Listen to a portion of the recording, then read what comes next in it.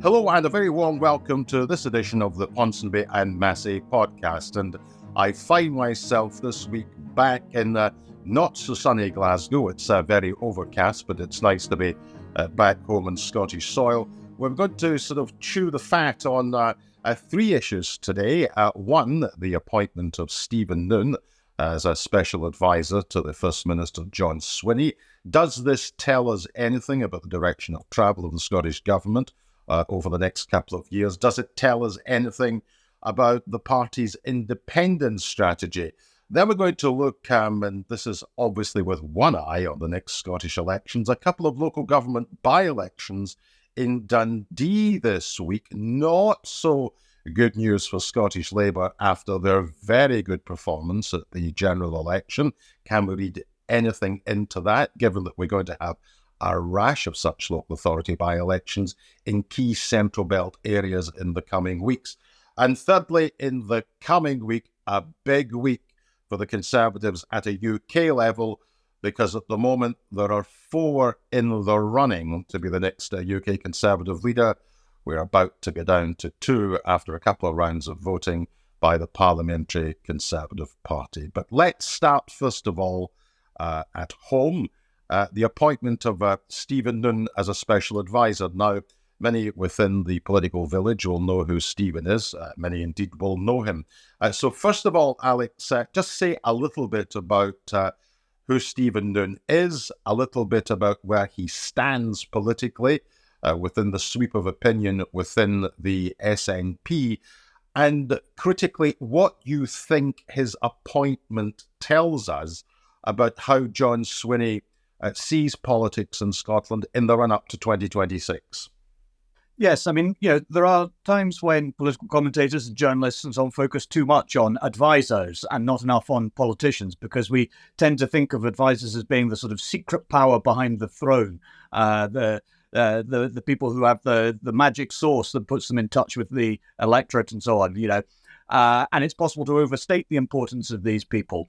Nevertheless, notwithstanding that, the appointment of Stephen Noon, who was the chief strategist for the Yes campaign in the independence referendum 10 years ago, and widely credited with being, if you like, the brains behind that campaign and the strategy that the SNP and the Yes campaign utilised in that referendum, his appointment as a special advisor to the First Minister does feel and seem significant for a number of reasons. First, Noon has been out of politics for quite a while. He spent half a dozen years after the referendum as a Jesuit priest. He spent a lot of time in Ireland and in Canada. He's returned to Scotland, having done a lot of thinking over the last 10 years. And that alone, skeptics or cynics might say, is sufficient to distinguish him from many other former leading lights of the Yes campaign, because one of the things that we've talked about, or at least I've talked about on this podcast before, has been the lack of introspection, the lack of thinking that's been done by a lot of the Yes campaign since they were defeated in 2014. But Noon is interesting because a couple of years ago, he gave an interview to Kenny Farquharson that was published in The Times, Scotland's leading paper of record, of course, in which Noon made it quite clear that he felt that the time for, if you like, all-out constitutional warfare was over. As he put it, it is more important to travel far than it is to travel fast.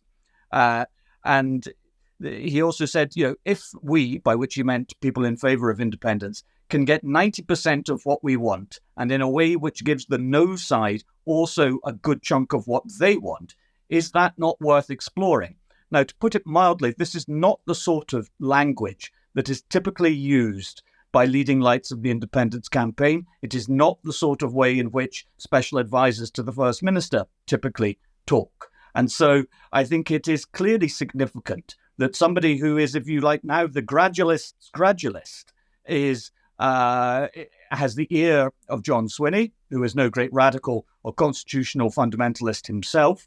And so I think that this is one of those rare occasions where the appointment of a special advisor in Scottish politics really does tell us something about the character and future direction of the government. Yeah, I think just for viewers and listeners who may well not be familiar with the role of special advisors, these are appointments which are made by senior politicians all the time. I've known a lot of special advisors over the years in which I've covered politics. In fact, some of them were former colleagues of mine. And in one case, Noel Dolan was a politics producer of mine and went on to become the senior advisor to Nicola Sturgeon when she was First Minister. So I worked with David Whitton at STV, and David Whitton was appointed a special advisor for Donald Dewar handling communication. SPADs probably come in one of two varieties. The first variety is that they are policy wonks, that they are there to think deep and hard about the content of the government's programme. Scotland's First Minister, Donald Dewar, had Wendy Alexander as a special advisor. She, of course, went on to lead Scottish Labour, and the late Murray Elder, Lord Murray Elder. And both Murray and Wendy were very much on the policy wonk category. Special advisors like David Whitton, Henry McLeish, and Peter McMahon, the current political editor of ITV Border, as a special advisors. Others are more concerned with the presentation and the communication of government policy. But irrespective of whether they are on the communication side or the policy side, one of the things that a special advisor should be able to do with any First Minister is to play devil's advocate with the policy choices and the strategic policy choices of the First Minister. First Ministers have absolutely no opportunity to sit and think things through because they're exceptionally busy. And it's the job, in a sense, of the SPAD to look at the broad canvas and to ask themselves, where is the government going? And if it's a First Minister worth his or her salt, they will recruit people who will be disputatious with them, who will be argumentative with them, who will be constantly challenging the decisions that they take. And in that sense, I think that you could classically put Stephen Noon into the category, someone who is there to play devil's advocate about the strategic direction of the government.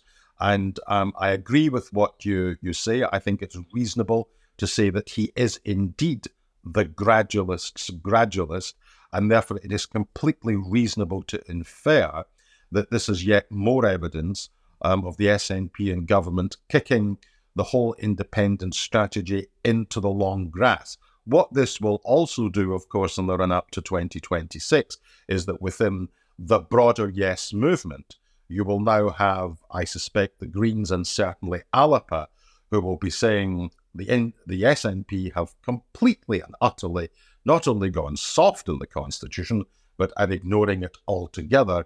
And if you want a more robust strategy on independence, don't vote SNP, vote for us on the list. So, cut a long story short, yes, further evidence that the SNP are not looking to press independence in the short to medium term. But secondly, within the broader Yes movement, it will fracture the already fractious relationship between the SNP and other pro-Yes parties. Absolutely. And, I think it's also important to point out that it's only, a week or so ago that Stephen Noon and Kezia Dugdale, the former leader of the Scottish Labour Party, published a paper under the auspices of the Institute for Public Policy at Glasgow University, in which they laid out, if you like, a kind of route map for how the vexed question of when and in what circumstances you could have a legitimate second referendum, how you might get from the current sort of, if you like, constitutional impasse into a situation where you could have an agreed referendum. And their conclusions were, broadly speaking, that the same principles which apply to Northern Ireland and the question of a border poll on the unification of Ireland should be transferred across and applied to the question of Scottish independence too. Now, the situation in Northern Ireland is codified in statute. It is a question of law, which makes it clear when there could be a referendum, when it would be reasonable, legitimate to do so. And it is essentially when the Secretary of State for Northern Ireland believes there is good reason to suppose that the people of Northern Ireland, if given the opportunity to express their constitutional desires, would choose something other than the status quo. In other words, in the case of Northern Ireland, that people would vote for Irish unity.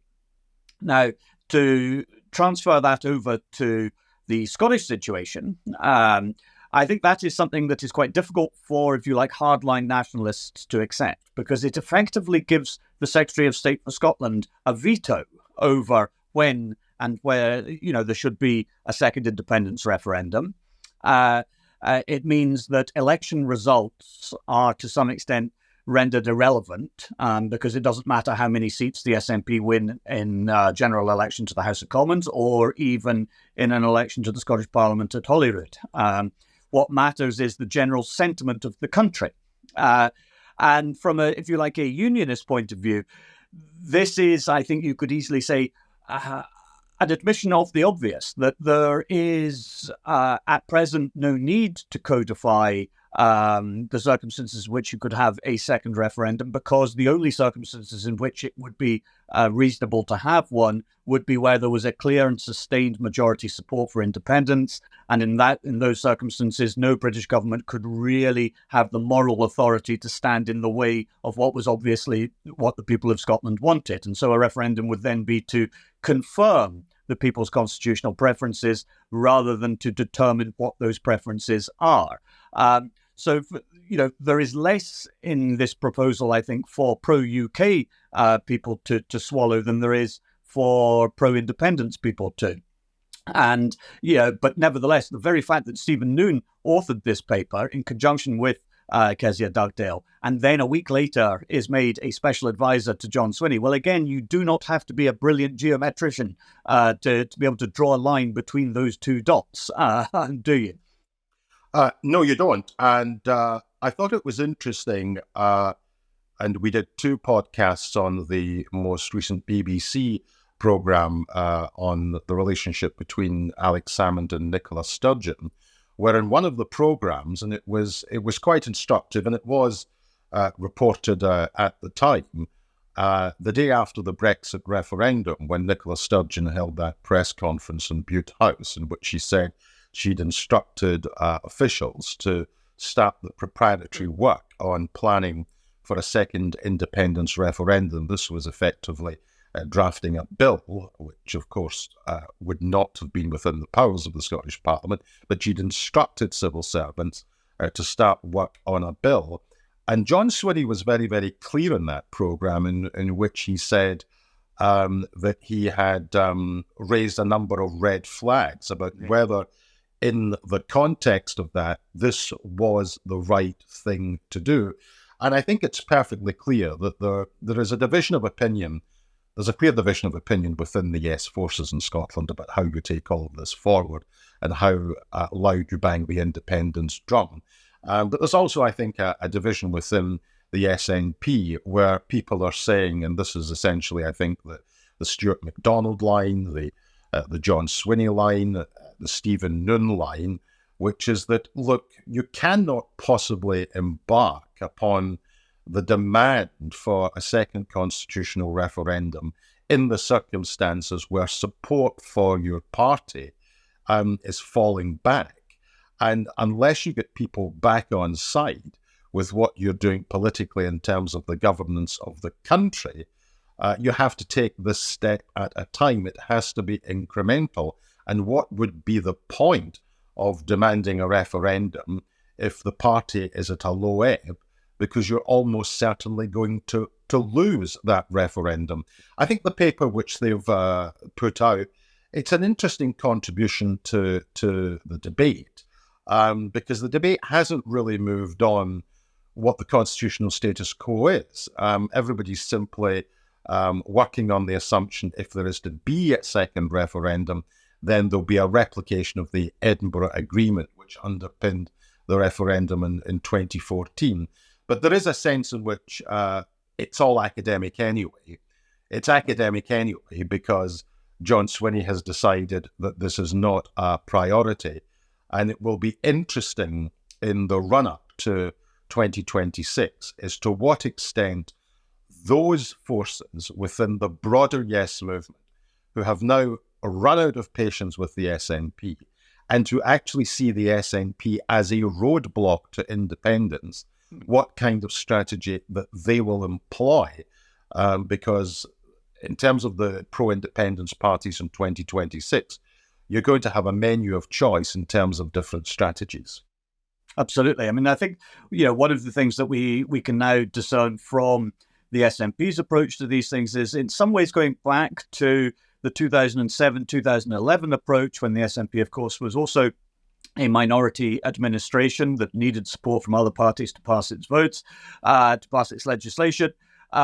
If you look again at what Stephen Noon says, and he's very clear that he thinks that, it would be fatal for Scotland to get into a sort of Quebec, Catalonia style situation where there is no progress possible on a whole range of issues. And the constitutional question sort of crowds out absolutely everything else. He talks about how there's a difference between winning a campaign and building a nation. And I think that John Swinney's approach will be that, look, we cannot control absolutely everything, but what we can do is make the best of government with the powers that are available to us, the tools that are available to us, and use that as an exemplary means of demonstrating what more could be done in the event that one day, 10 years from now, or whenever it might happen to be, the people of Scotland are persuaded that independence is the best route forward for the country as a whole. And so you are talking about a more focused government, a government that is getting rid of distractions, that pays much more attention to what other people have to say. Some of that is just a product of parliamentary arithmetic. I mean, the government is going to have to purchase votes for its budget from somebody come December, January. But overall, it is getting back to the sense that, look, we need to govern Scotland well to demonstrate that independence is the next logical, sensible, prudent step for the country to take. And that's a very different kind of approach, a different temper, a different tone to some of what we've seen over the last sort of 6, 7, 8 years, where there's been a sense of one more election victory will deliver us to within sight of the promised land, at the very least. What would put this issue back on the agenda, and I still think that this is a pretty open question, is at the end of the campaign in 2026, is there a pro-independence majority in the Scottish Parliament, or is there a pro-unionist majority in the Scottish Parliament? And in that sense, it is all down to the electoral arithmetic. And because we've got a proportional system, I'm not this far out going to call it absolutely definitively in terms of who will win in 2026. And of course, this week we've had a couple of by-elections, local government by-elections in Dundee, where Labour were probably expecting to do better. And the suggestion from Labour people in Dundee is that the reason that they didn't do better in those by-elections is that the furore around Sir Keir Starmer taking all this money for clothes and various other bits of hospitality, and the fallout from the scrapping of winter fuel payments for most pensioners, there is a bit of kickback on the doorstep on that. And of course, we've also got local government by-elections, I think, coming up in North Lanarkshire and Glasgow and Falkirk. And these, of course, are key SNP Labour battlegrounds. So they are important to keep one eye on where the trends are going. Not that it is going to be definitive in terms of what will happen in 2026, but it probably will tell us a little about what Labour voters are thinking, in particular about the early days of the Starmer government. Just to make the point and reinforce the point, because I think it's an important one, you really shouldn't read terribly much into local government by-election results and what may well happen for a poll for a national parliament. I mean, I could remember the Conservatives putting out weekly press releases after local government by-elections on a Thursday saying our vote went up 10% in this ward and 14% in this ward. Local government by-elections, first of all, the turnout at these elections tends to be pitifully small. The overwhelming majority of voters in a ward do not vote. Secondly, they are sensitive to ultra-local circumstances, for example, the closure of a primary school or whatever. Thirdly, the popularity of a local candidate can carry a party over the line, even when that party is not doing particularly well. So looking at local government election results and trying to extrapolate something about what will happen for the elections of a national parliament, you really ought not to do it. But that doesn't mean that they're completely and utterly irrelevant. They are snapshots of opinion. They are snapshots of opinion at a given time. They are therefore ultra-sensitive almost to what's happening in politics in that particular week or over the last couple of weeks. And I think it's a bit early to conclude that there is a big kickback against the UK Labour government. But when we get these results in these other authorities, which are key SNP Labour battlegrounds, we might be able to begin to say, yeah, there is an issue here. And I suspect it's one that we both agree on, that it's been a difficult start for the new government. But some of that difficult start has been as a result of misjudgments, which were entirely avoidable. Oh, absolutely. And you're quite correct, clearly, Bernard, to stress that we shouldn't put too much weight on, individual council by-elections. These two in Dundee were both SNP held seats and the SNP retained them. So to that extent, status quo, not a big story.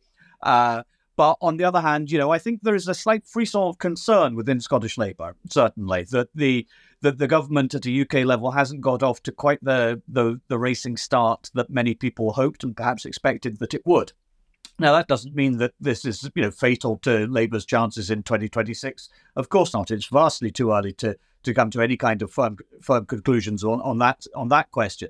But nevertheless, politics is also sometimes a question of stories and of what people call narratives, and momentum is quite important within the political bubble itself. And so these by-election results in Dundee, where the SNP stronghold, of course, and they were very close. I mean, Labour came close to winning them. I mean, the seat in Lochee, I think the SNP finally got over the line on the seventh count. So, it wasn't like the SNP were holding these easily. But in terms of the mood music, if Labour had taken both those seats, even if it had only taken one of them, I think you would have a credible and a much more easily sustained story that Labour continues to be on the front foot. Labour is on the march. The SNP is on the back foot and in retreat. And so from an SNP point of view, holding these seats, however narrowly, the margin of victory isn't terribly important. It's, this is an outcomes-based business. And the SNP held these seats is a moment of relief, if you like, after what has been a desperately difficult 18 months, really, for the SNP. And it allows SNP people to think, well, maybe we can stop the rot. Maybe the worst of the bleeding is over.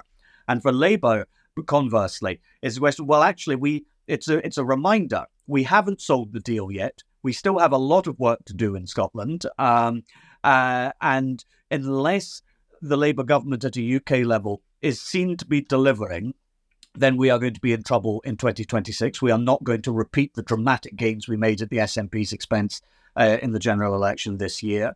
And so to that extent, it's perhaps also paradoxically useful for Labour to have received a check of this sort, actually, a reminder that there is an awful lot of work to be done, not just at a UK level, but also within Scottish Labour in terms of, well, actually, what would Labour do differently and how credible would its plans be?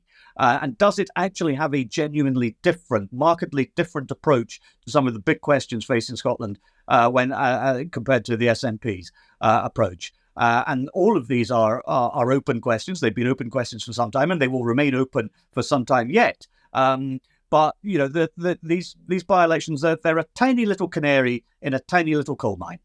Yeah, I just think, as I've said before, that the result of the election in 2026 will be the messiest of the devolved era, because I think there are a number of circumstances are aligning which point in that direction. I think nothing can save the Scottish Conservatives in the sense that they will definitely go back.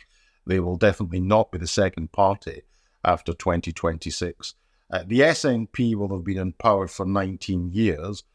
Their record in that sense is going to catch up with them. Another £20 million into that shipyard in the Lower Clyde. It goes on and on and on and on. The National Care Service issue this week playing big in Parliament. Therefore, I think there are a lot of reasons not to vote SNP. There are a lot of reasons not to vote Conservative. But if Labour activists in Dundee are saying that some of these issues for Labour are not playing on the doorstep, then this issue of cross-border contamination, where the ability of Scottish Labour to make headway, there is an effective brake put on that, because people are looking at the record of the UK Labour government, there might be a lot of reasons not to vote Labour in 2026. I suspect a lot of voters are going to say to themselves, well, I'm not going to vote Tory, that's not on the agenda. I don't like the record of the SNP in government, and I really ought to punish them because of that record. But wait a minute, the alternative is a Labour Party which promised change in the UK, and it doesn't appear that there's terribly much change in the air. What on earth do I do? Who on earth do I cast my vote for? And I do think these circumstances will align to make the result extremely messy, and a lot will depend on who gets support on the list, which is why I think it is an open question this far out. Who will win in 2026? I do not know. And will the Parliament be a pro-unionist Parliament or a pro-independence Parliament? I don't know either. Yeah. Well, speaking of messy situations, even gloriously messy situations, what a beautiful segue that is into our third subject for discussion here today, Bernard. Let us turn our attention to the tragicomedy that is the Conservative Party leadership contest and the Conservatives conference in Birmingham. We have, to remind you, 4 candidates for the post of leader of His Majesty's Loyal Opposition: Robert Jenrick, James Cleverly, Kemi Badenoch, and Tom Tugendhat. All 4 of them have made their pitch to the Conservative conference. MPs will next week whittle them down from 4 to 2. The final 2 who will be presented to what remains of the Conservative Party membership to select the party's new leader. And the Tory conference was viewed from the outside, appears to be a remarkable event in as much as it was unusually happy. You would not have thought that the Conservative Party had endured a historic defeat just a couple of months ago. Now, some of this may be a reflection of the fact that the Labour government has, again, as we've talked about, got off to a difficult start. But a lot of it seemed to me, was evidence that the Conservative Party has not yet even begun to come to terms with the scale of the defeat it suffered in July and the reasons for it, that the party remains in denial. But it at least had the leadership contest, and people who attend party conferences love leadership contests, because leadership contests, particularly a Conservative one, are all about plotting and backbiting and briefing and the dark, scurrilous arts of politics and so on. And so there are an awful lot of people who attend party conferences and so on who live for this sort of stuff. My guy is up, your guy is awful, all the rest of it. And so they were all having a jolly good time, somewhat divorced, I think, from the public at large. I'm not sure how many voters were really paying attention, and that's perhaps good for the Conservative Party, because if voters had been paying attention, they might not have liked very much what they saw. What was your take on the conference, Bernard, and where do you think the leadership contest stands as we enter its penultimate stage? In a sense, in terms of banana skins or difficult headlines, both Jenrick and Badenoch, who are seen as the 2 front runners, had little issues which they had to deal with. Comments over maternity pay and comments over the armed forces and stuff like that. And you're right. If the general public were looking in, they may well take a rather dim view of quite a lot of this. But of course, it's not the general public who are voting in this. It's Conservative Party members. And as we know from their previous efforts in selecting leaders, they have a tremendous gift for electing somebody who is electable to them, but probably unelectable to the broader public. Where do we stand on this? I think it will be important to see who the two final candidates are. I mean, in terms of support within the parliamentary party, Cleverly and Tugendhat have 21 votes. Now, one of them, I think, will almost certainly drop out. If there were to be a transfer uniformly, it probably won't happen like this, but if there was to be a disproportionate transfer behind a centrist candidate, and the runoff is between a candidate of the right, and that's Badenoch and Jenrick, as against a more centrist candidate, the candidate of the right will win this leadership contest comfortably when it goes to the members. If, on the other hand, Cleverly and Tugendhat's votes spread between the remaining three candidates, it looks as if we'll have Jenrick and Badenoch that will go before the membership. In my view, both of them would be bad if the object of the exercise is to get the Conservatives back into the game, because they will go to the right and Farage will drag them further to the right and will drag them, in my opinion, in an unelectable direction. So I suspect the key actually to deciding all of this, do they have a centrist or a right-wing leader, doesn't actually lie. The key thing is not what happens with the members. If it goes to the members, that they'll go for someone on the right. It's, what are the Tory MPs going to do in the next week? Well, I think it's possible, Bernard, that you're being a little bit unfair on the members of the Conservative Party, which is not something I often find myself saying or thinking. In 2005, the Tory party members voted for David Cameron on the grounds that he was the candidate best placed to diagnose what had gone wrong with the party in the past. And even when Liz Truss defeated Rishi Sunak, and so what opinion polling we had dramatically underestimated Sunak's support within the party membership. Now, it's true that Truss won it, but the way that race was done, the sort of mood music of it was, it's a done deal, Truss is going to win with 3/4 of the vote, and it ended up being significantly closer than that. So, the Conservative Party membership isn't quite as ideological as some of the caricatures drawn of it would have you believe. At the same time, it is clear that broadly speaking, yes, you have a contest between the right of the party, particularly as represented by Robert Jenrick, and more centrist voices, particularly a One Nation Tory like Tom Tugendhat, with James Cleverly sort of splitting the difference. And I think, within the Westminster Village, there's a general sense that Cleverly would be the best leader, probably the one most capable of uniting the party and recognizing that it had lost its way. I mean, when Cleverly was speaking to the conference, he said, look, we need to be a normal party for normal people. Now, that's a remarkable thing for, the would-be leader of one of the world's most successful political parties and election-winning machines to find himself saying. And it's itself, I think, a demonstration of the depth of the hole into which the Conservatives have got themselves. Jenrick, by contrast, I must say I find Jenrick quite offensive. I think he's a phony, but not even a real phony, if you see what I mean. He's like sort of Dominic Raab on steroids, or a less considered Dominic Raab, if you can countenance such a thing. Badenoch is interesting because she speaks plainly and directly, with a sort of a no fuss, no nonsense happiness to divide people into good people and bad people. She would be the most entertaining from a media point of view, I suspect, but I wonder if she is seen as too much of a loose cannon, lacking the discipline that a Tory leader needs to have, even if they're going to be just leader of the opposition.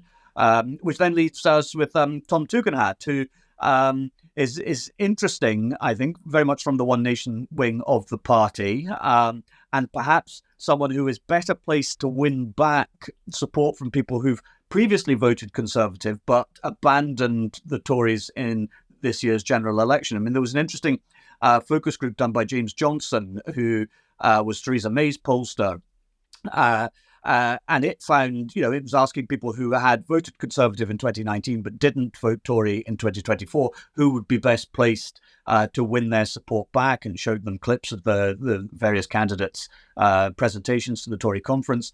And on the whole, Tugendhat was the candidate that most impressed this very small niche group of voters, with a couple also going for Jenrick. Now, again, one shouldn't make too much of an individual focus group, although it is worth bearing in mind that in 2005, when David Cameron became leader, he was greatly assisted in his quest to become leader by the findings of a large focus group done by the American pollster Frank Luntz, which found that Cameron was the candidate that, if you like, middle England or floating voters found most attractive. And that was a significant boost to his chances. I don't say that the same dynamic will play out next week, but the question for Tory MPs and then for Tory members, it seems to be, is first, does the party have the capacity to diagnose what actually went wrong with it in its long years in government?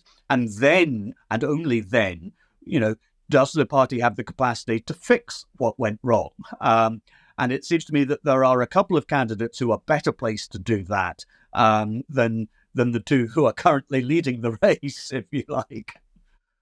Yeah, and I'm not sure that I agree with you that the Conservative membership are as ideologically benign. I think that when Cameron won in 2005, there was an air of complete and utter desperation about the Tories because they could not see any circumstances in which the New Labour juggernaut was going to be derailed. I think the problem is that in recent times, certainly since Brexit, not only the Parliamentary Conservative Party, but the Conservative Party more broadly, have been caught in this debate about immigration, patriotism. Should there be Reform UK Light? Should there be full-strength Reform UK? And you're right in the sense, and I would agree with this, that Cleverly and Tugendhat, because they're more centrists, probably have a greater degree in which they understand the concerns of the country as a whole, rather than the concerns of a section of the country who unambiguously associate themselves with the political right. I also think that just in terms of competence, ability to do long interviews in television studios on a Sunday morning, perform well in the House of Commons, stand up to the scrutiny of the 24-hour news cycle, Tugendhat and Cleverly are probably better placed to do that. I would agree that I think Badenoch is a complete and utter loose cannon, and I think that Jenrick, what was it Anne Widdecombe said about Michael Howard, something of the night about him. There's I think similarly with Jenrick, he doesn't strike me as the kind of individual that would play well in the country. But we'll know a lot more this time next week. We will no doubt chew over all of this next week when we have the final two. Absolutely. I mean, based on what you think and based on what I think, it is absolutely clear that Robert Jenrick is now the odds-on racing certainty to be the next leader of the Conservative Party. But as you say, we shall come back to this as we've come back to other issues in due course. As always, thank you very much for listening to the podcast. Please do feel free to recommend it to friends, family, foes, to anyone you happen to encounter in any walk of life. If you're a business and you think that you would like to reach our very discerning audience, then please get in touch. The email address, as always, is ponsonbymassey@gmail.com, and that is also our handle on X, formerly known as Twitter. But for now, it is thank you very much for listening, of course, but for now, it is goodbye from me. And it's goodbye from me.